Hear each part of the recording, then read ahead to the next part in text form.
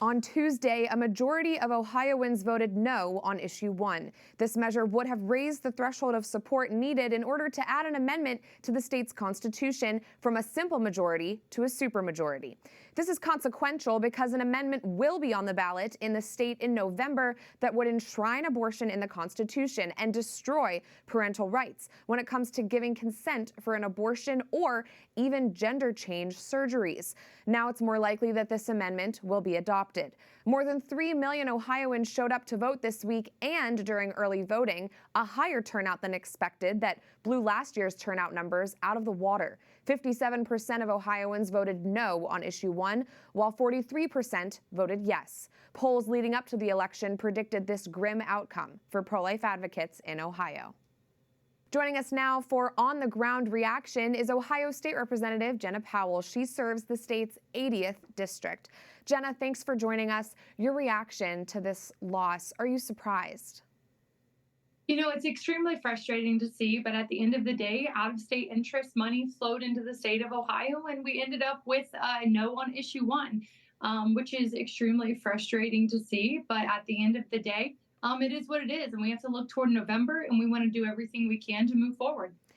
And Jenna, we know that this amendment doesn't only impact abortion, it also impacts the rights of parents to be involved in their children's lives when it comes to things like gender confusion and participating in sports, things like this. Can you elaborate on that for me a bit?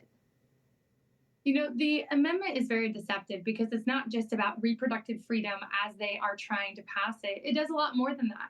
It really is getting in between a parent and a child's relationship. We know that parents do the best they can for every single child, but under the amendment, it's taking away a lot of parental rights when it comes to a lot of this gender transition surgeries, puberty blockers. And so parents are really concerned about this in the amendment. That's why we really need to do everything we can to defeat it. In Ohio, we're working on a lot of different things. We know that puberty blockers, transgender surgeries for minors are really harmful to children in our state. And the legislature is doing everything we can to actually say, hey, children should not be undergoing surgery when it comes to transgender things, as well as abortion.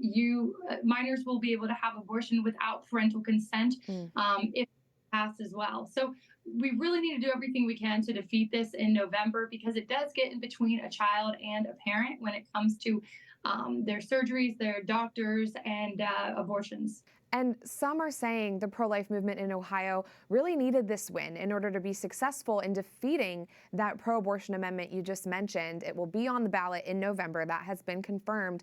How are you feeling now about November? You know, as lawmakers, we're going to do everything we can, and we're going to work tirelessly to ensure Ohioans understand what November is about.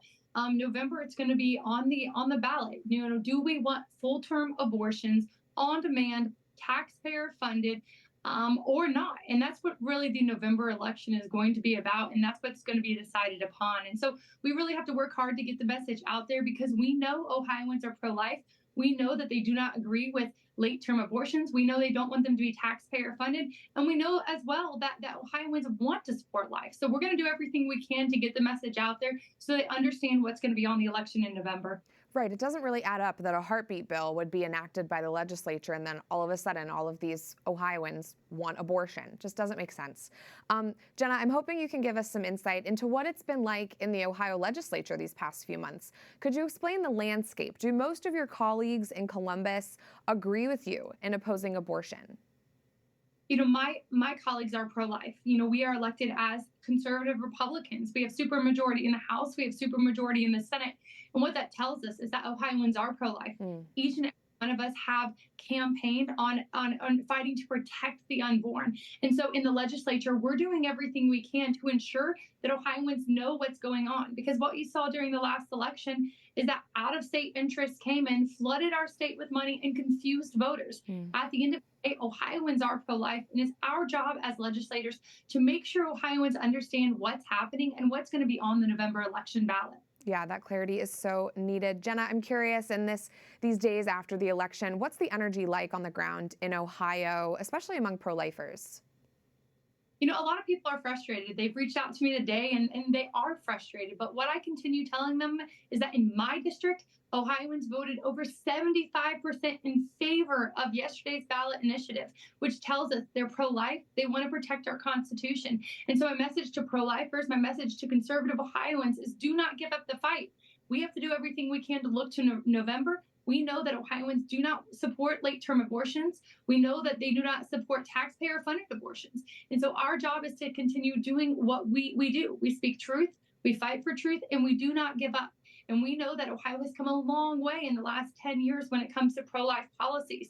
And that's because the people of Ohio are pro-life. The people of Ohio want to protect our Constitution. And so now it's our job to continue getting out the message. And we have the time to do that. And we need to do everything we can to ensure that people know what's on the November ballot and know what's at stake. Sure. And before I let you go, Jenna, I understand Ohio has a Walk for Life coming up in October. I was privileged to be with you at last year's Walk for Life in Ohio. Could you kind of preview that event for me, especially because it'll be right before this election? What do you think we can expect on that day? Well, thousands of Ohioans flooding to Columbus, Ohio, to promote life, to fight for life, and to tell their legislators that they stand for life in their communities and in our state. So what you're going to see is you're going to see thousands of Ohioans coming to Columbus. You're going to see them marching. You're going to see them, coming together and saying, we want to defend the unborn. We do not want this to take place or to pass in November. We don't want full-term abortions in our state. We don't want late-term abortions. We do not want taxpayer-funded abortions. And so you'll see a lot of people come together. If you're pro-life in our state, please come to the Capitol, come and march on behalf of the unborn and hear incredible speakers as they talk about what they're doing to promote and to protect the unborn in our state. And so if you are an Ohioan, come on out to Columbus, come and have your voice heard. It is an incredible event, and I'm excited about attending this year as well. Well, State Representative Jenna Powell, thank you so much for breaking things down for us from Ohio, and thank you for your pro-life work. God bless you. Thanks for having me. For continued reaction, we're joined now by Marjorie Dannenfelser, president of Susan B. Anthony Pro-Life America. Marjorie, thanks for being here. Your initial reaction to the outcome of this vote, what were you expecting? Well, it's of definitely disappointment. We had door-to-door folks going to 175,000 homes in Ohio to explain why it would be better to raise the bar for changing the Constitution to 60%. We did not achieve the goal of raising that bar, and that is very disappointing. It's for a series of some complicated reasons, but I would say number one, it is because the business community who wanted the pro-life community to kind of step aside during the first 3 weeks of this initiative failed to step up and allow the dark money from the other states pouring in from Hollywood and everywhere else to basically go on the airwaves completely unanswered for about 3 weeks, $1 million a week. It's a big lead that they got, and they had extensive early voting.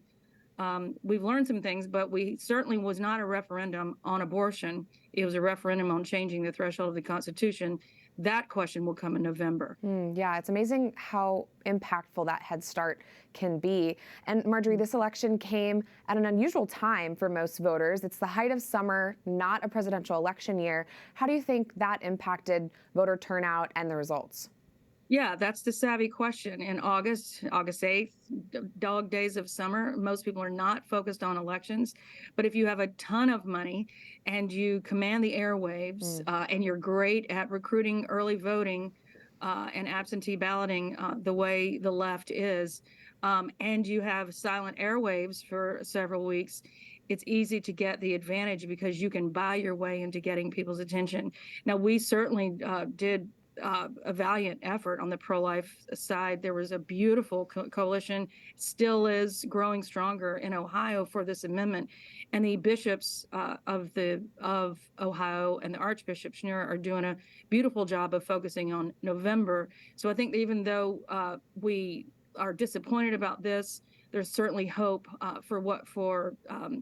and just a few months away, making sure that we win that ballot, that we say no to unlimited abortion up until the end, and no parental rights when it comes to abortion or sex change surgeries for children. Right.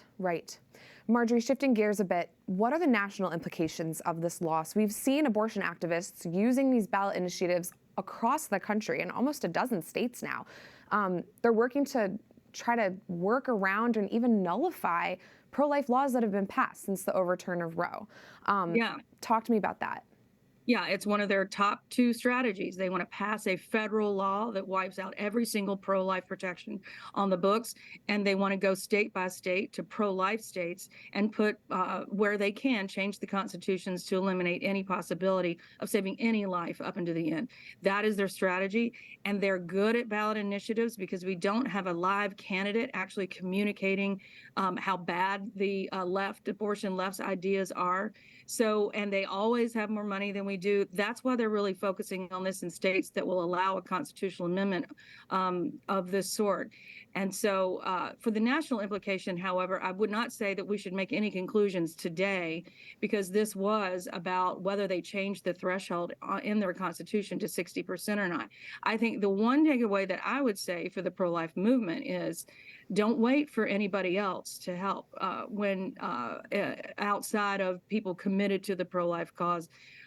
People on the fence who want to help, and the pro-life groups and our faithful, the majorities in these states, it is our responsibility. And so never allow anybody to say stand down for even a moment, even on something like this that's a threshold change for the Constitution. We have a lot of hope moving in. And now we know, as you do, Prudence, now before we had these votes, it was theoretical. Now every single time we win one of these amendments, or we win a law in a state, or we win a federal law, it is saving tens, hundreds, eventually millions of lives of human beings, and giving the love and attention to their mothers that they actually deserve. Right, right.